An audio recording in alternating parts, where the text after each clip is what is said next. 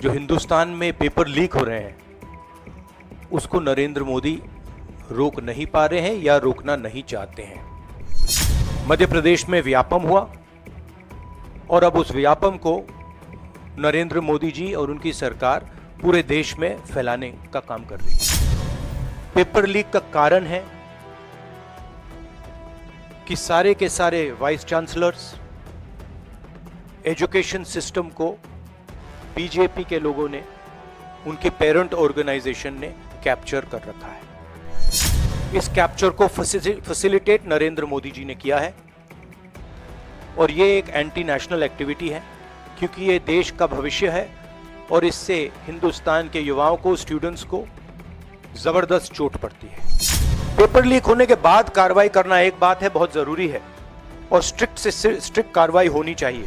नरेंद्र मोदी का जो कॉन्सेप्ट था उसको ऑपोजिशन ने डिमोलिश कर दिया, खत्म कर दिया है। उसको आप 56 इंच की छाती कहें, उसको आप डर कहें, उसको आप मतलब जो बिग नरेंद्र मोदी जी की जो इमेज थी उसको फाड़ दिया हमने। भारत छोड़ो न्याय यात्रा में मणिपुर से हम महाराष्ट्र गए और रास्ते में हजारों युवाओं ने कंप्लेन की थी कि हिंदुस्तान में नॉन स्टॉप पेपर लीक होते हैं। और आज आप सबको मालूम है कि NEET paper and UGC NET के जो पेपर्स हैं वो लीक हुए हैं और एक कैंसिल भी हुआ है। कहा जा रहा था कि नरेंद्र मोदी जी ने यूक्रेन की लड़ाई रोक दी थी। मतलब एक ऑर्डर देके जो रूस और यूक्रेन के बीच में लड़ाई चल रही थी उसको रोक दिया था, ब्रेक लगा दी थी।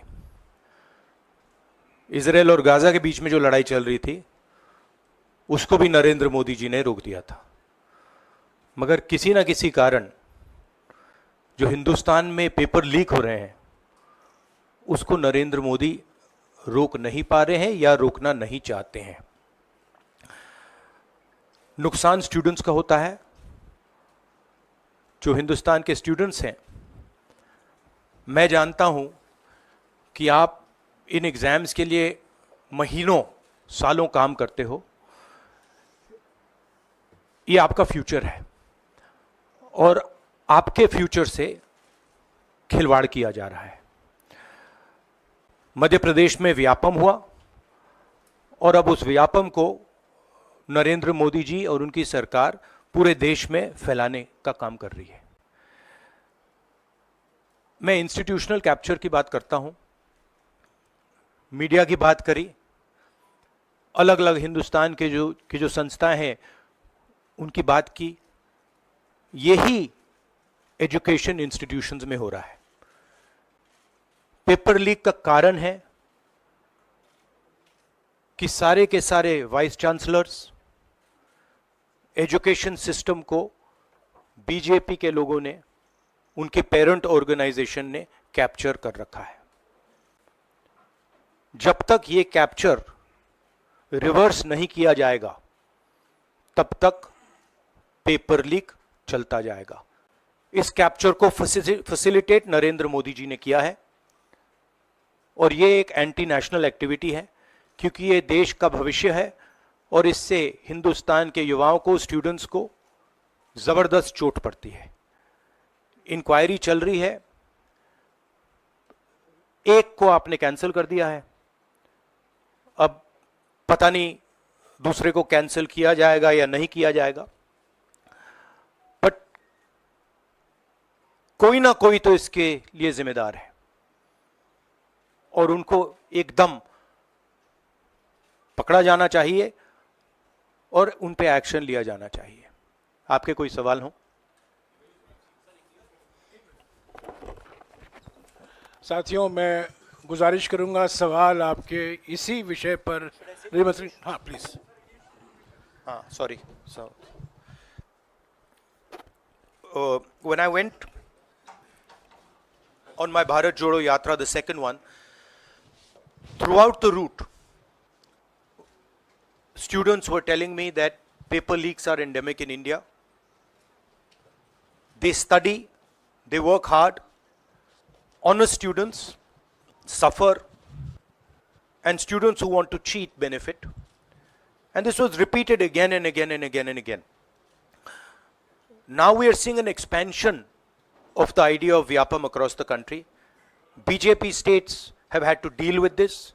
Uttar Pradesh has had to deal with this. Madhya Pradesh has been a center of this. Gujarat has been a center of this. And now they have expanded this idea to the rest of the country. This is extremely damaging to students.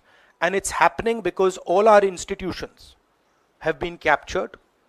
Our vice chancellors are placed not based on merit, but because they belong to a particular organization. And this organization and the BJP have penetrated our education system and destroyed it. What was done by Mr. Narendra Modi to the economy with demonetization has now been done to the education system. Youngsters, I want you to know that the reason this is happening and the reason you're suffering is because an independent, objective education system has been demolished, and it has been replaced by an education system that is captured by the BJP, captured by their parent organization. And until this capture is released, you are going to suffer. You're going to see cancellations of your exams. You're going to see paper leaks again and again and again. One paper has been cancelled. We don't know what is going to happen to NEET.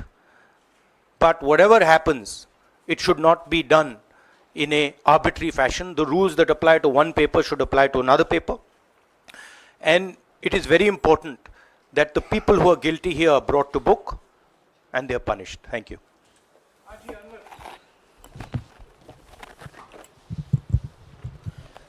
Sir, सोमवार से संसद का सत्र शुरू हो रहा है, तो क्या आप निजी तौर पर लोकसभा में इस विषय को उठाएंगे और आप यह मांग करेंगे कि प्रधानमंत्री मोदी खुद सदन में आकर जवाब दें इस विषय पर, क्योंकि ये छात्रों के भविष्य से जुड़ा विषय है? हाँ, बिल्कुल सिंपल क्वेश्चन. हाँ, उठाएंगे, पार्लियामेंट हाउस में उठाएंगे.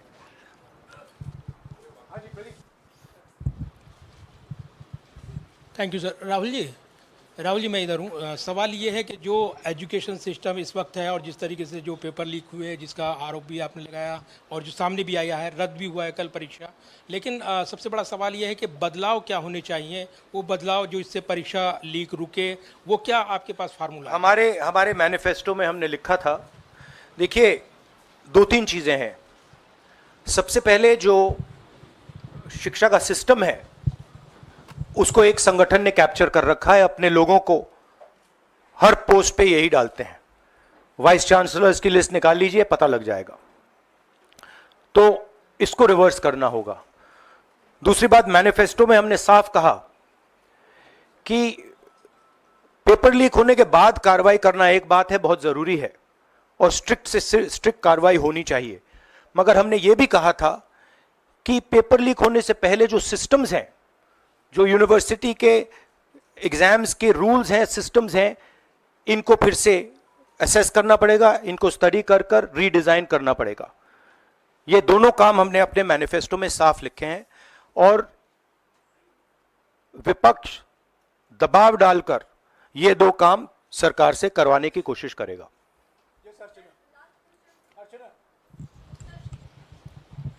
Rahul, do you think so? This is a education emergency, and till now, what is the stand? Government ने जितना भी stand लिया, do you satisfied with that stand? और सर मेरा दूसरा सवाल भी है, जिस तरीके से आप आज स्टूडेंट से मिल रहे हैं, आज let me answer the question. See, there is a huge pressure on our students, and the pressure comes from a number of directions. The first direction is the large scale unemployment that is there in the country. Everybody understands it, everybody knows it, and one of the reasons the government suffered in this election was that all youngsters believe that Mr. Modi is incapable of solving the employment problem. So that's the first thing. Second thing is there's huge pressure because of this, and there are very few avenues for students. In all areas, right? So you've cut off the job avenue. Now you're cutting off the exam avenue. You're saying, you can take an exam, you can study, you can work as hard as you want. On the last date, we're going to tell you that the exam is cancelled. So, that avenue is also shut. You've shut avenues like Agniveer. You've shut avenues like the public sector. So the youth of India have nowhere to go. It doesn't matter whether you're an IIT graduate, IIT student, or you're trying to join the army. The youngsters in India simply have no way through. And it's not just a educational crisis. It's a crisis in pretty much every sphere that we are facing.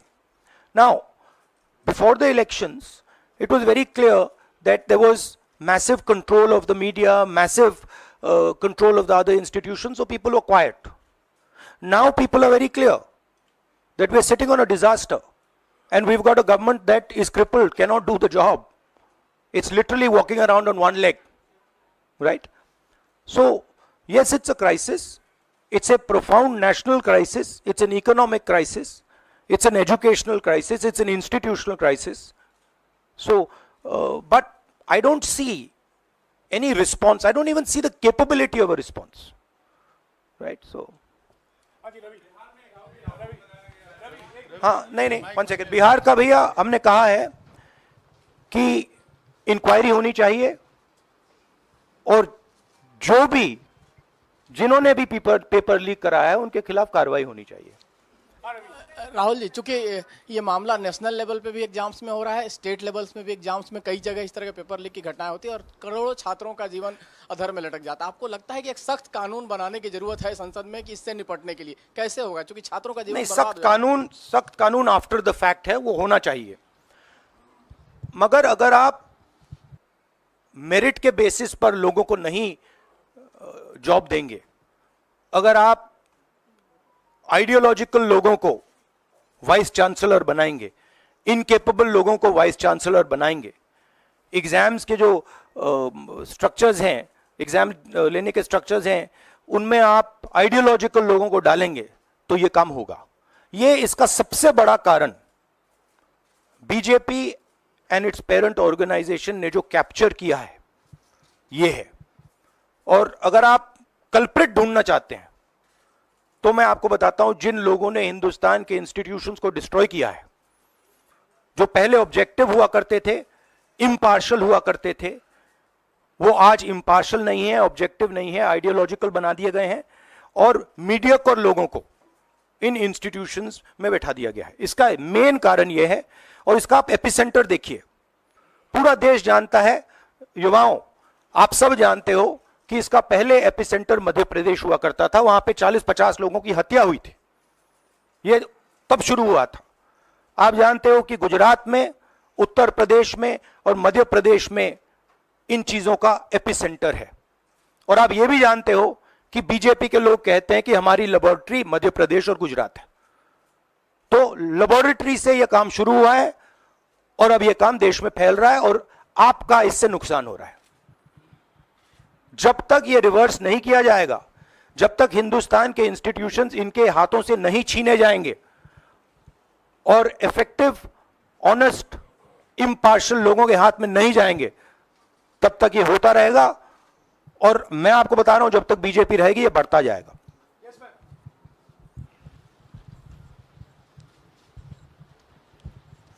Sir, NTA के अंदर सारे exams आने लग गए हैं, NEET भी, net भी और इवन कॉलेज एडमिशन्स भी उसी पे हो रहे हैं. तो आपको लग रहा है ट्रांसपेरेंसी कहीं ना कहीं वहीं ख़त्म हो जा रही है, क्योंकि वो एक एजेंसी जो है वही सारा कंडक्ट करा रही है.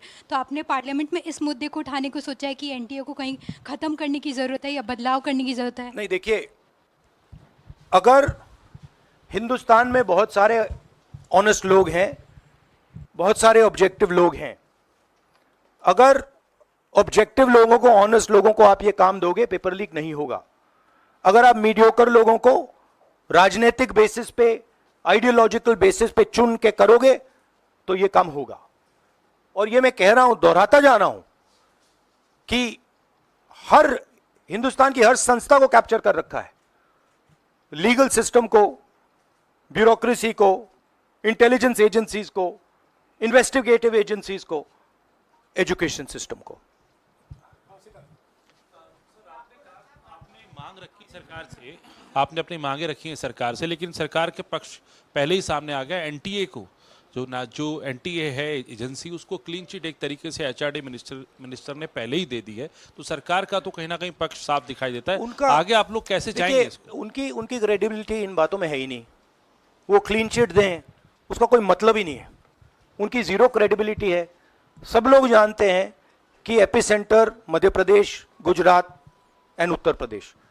सबसे ज्यादा मेरी यात्राओं में सबसे ज्यादा पेपर लीक की बात यहीं आई थी, उत्तर प्रदेश में आई थी, मध्य प्रदेश में आई थी।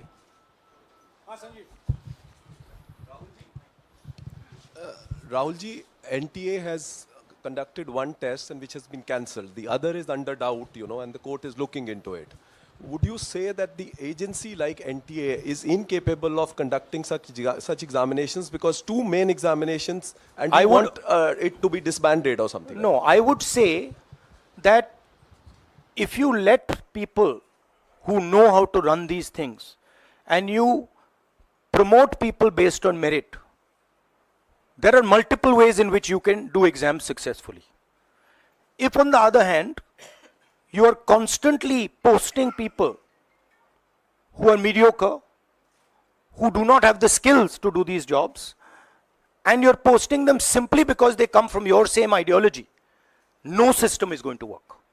You can change whatever system you want. If the people who are being put into that system are mediocre and being put in for the wrong reasons, it is never going to work.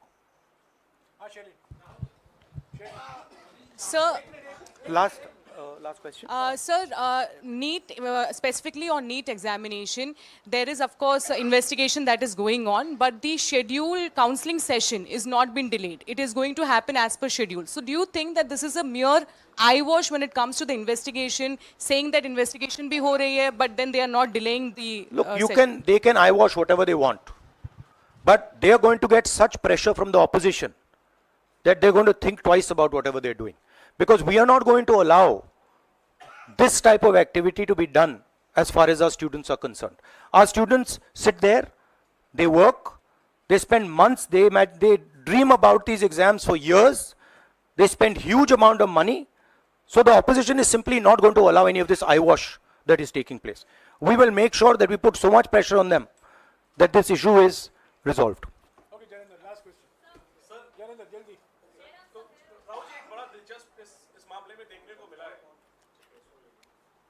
तो इसी विषय पर इस मामले में एक अजीब स्थिति है कि जो आरोपी हैं पटना में, वो स्वीकार कर रहे हैं कि उनको पेपर पहले मिल गया था, यानी सीधे सीधे पेपर लीक का केस है।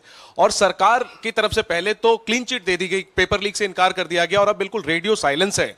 नेट कैंसिल हो गया, नीट पर अभी भी स्थिति साफ नहीं है। तो ये जो स्थिति है, आरोपी कह रहे हैं पेपर लीक हुआ, मंत्री कह रहे हैं नहीं हुआ, इस पर आप क्या सोचते हैं? और क्या इस पर नो कॉन्फिडेंस मोशन पार्लियामेंट में आप लोग लाने की कोशिश करेंगे? Silence is because Prime Minister is crippled. Right now, Prime Minister's main agenda is the Speaker. So he's not bothered about NEET, he's not bothered about all these things. He's bothered about कि भैया मेरी सरकार निकल जाए यहाँ से और मेरा speaker बन जाए. Right? That is where he is right now. That's where his mind is. Right? So, essentially the main thing is that we have a government now, right, and a Prime Minister now, who will find it very difficult to function. The Prime Minister, if I might say so, is psychologically broken. He has collapsed, psychologically collapsed. And he will struggle, knowing his personality, he will struggle to run a government like this. Because his entire sense of running a government, the idea of running a government, Mr. Modi's idea is to generate fear in people, to frighten people, to make people not speak. You're aware of that. Now what has happened is people are not scared of him. And you saw the other day, I think somebody in Varanasi itself threw a chappal on his car. Right? So it's very clear. The basic concept of Modi has been destroyed in this election. If we were faced with if right now you had a Vajpayee ji or a Manmohan Singh ji, they might be able to survive what they are faced with. Because there is humility, there is conciliation, there is respect. But Narendra Modi does not believe in any of these things. Narendra Modi believes my way or the highway. And now suddenly is found that earlier there were Congress people who were not scared of him. Now nobody in the country is scared of him. Right? So psychologically it's almost a fatal blow for the Prime Minister, and he's going to really struggle. And of course now we have a stronger opposition. So it's going to be interesting and quite a lot of fun. Thank you. देखिए क्या हुआ, आपने जो नरेंद्र मोदी जी का जो concept था और वो गुजरात में शुरू हुआ था, गुजरात से वो गुजरात मॉडल फिर वो नेशनल लेवल पे लाए। कॉन्सेप्ट क्या था? कॉन्सेप्ट था मार्केटिंग, हजारों करोड़ रुपए की मार्केटिंग और डर, एजेंसी का डर, मीडिया का डर, सरकार का डर। अब हुआ क्या? अब देश में कोई उनसे डरता ही नहीं है। मतलब एक तरीके से रिडिक्यूल करते हैं। जो पहले 56 इंच की छाती थी, अब नंबर तो नहीं दे सकता हूं, बट 30-32 हो गई है। राइट? तो अब पूरा जो ढांचा था, इतना बड़ा गुब्बारा था, वो इतना बड़ा हो गया। अब इससे नरेंद्र मोदी जी को साइकोलॉजिकल बहुत टेंशन होगा, बहुत प्रॉब्लम होगी, क्योंकि उनका जो काम करने का तरीका है वो लोगों को डराने का है, धमकाने का है। अब वो डर चला गया। आपने देखा, पता नहीं देखा या नहीं, वाराणसी में वो चप्पल मार दी किसी ने। अब आप इमेजिन कीजिए, चुनाव से पहले अगर कोई मारना भी चाहता था डरता, तो वो जो डर था वो गायब हो गया, खत्म हो गया। और इंटरनल भी प्रॉब्लम्स हैं, इनकी पार्टी में प्रॉब्लम्स हैं, इनके पेरेंट ऑर्गेनाइजेशन में इश्यूज हैं।